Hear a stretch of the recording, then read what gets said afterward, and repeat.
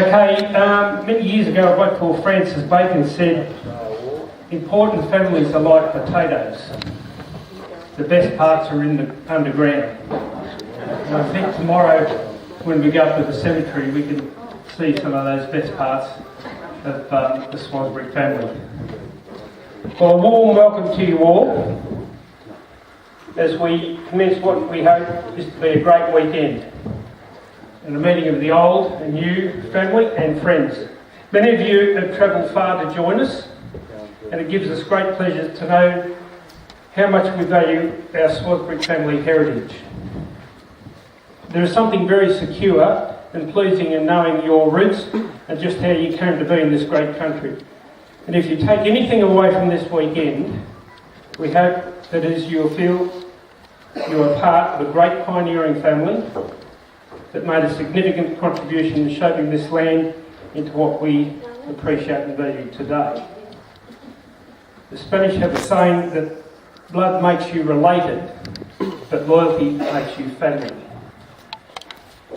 We're gathering as descendants of William Swasbrick and Jean Curry Drummond. Their pictures are in various photos around the walls. However, we'd like to warmly welcome families of Jean and William's siblings. We appreciate and value your input into this weekend, and thank you for all your valuable information you have contributed.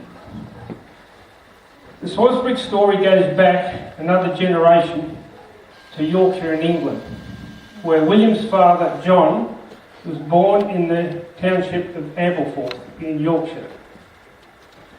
He was born in 1809.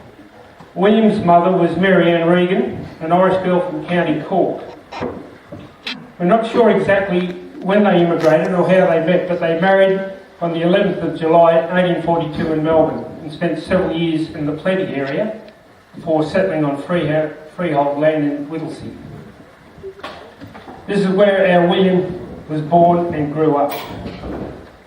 William's father John eventually moved to the northeast and he died in Beechworth in 1866, leaving behind a family of 7. Having lost his daughter Ellen in 1860. Mary Ann Swasbrick, a great character in herself, went on to marry Hamish Freebody, and the Swasbrick children would eventually spread across Australia to where today we number in our hundreds. We know that William married Jean Curry Drummond in Beechworth in 1870. And Jean's family had come to Victoria from the Canberra area, where they had worked for David Reed and his family near Bungonia on the Reed station. Jean moved to the northeast with her family around 1855. 12 months after they had married, Jean gave birth to their first child at the Mitta, and they would go on to have further 14 children, for whom many of us here today are descended. A Frenchman once said, "We cannot destroy kindred. Our chains stretch a little sometimes, but they never break." So please take this opportunity today to learn more about your family, pass on stories, photos and memorabilia that you can treasure to ensure that our ancestors' stories are not lost, but they're passed down to future generations to enjoy and treasure. There is about to be published in the UK a book called Letters from the Trenches by Jacqueline Wadsworth. In this book is included some of the letters my great uncle Jim Swasbrick wrote back to his sisters in the First World War, and those letters are on one of the boards there today. Jim died at Bullecourt in April 1917.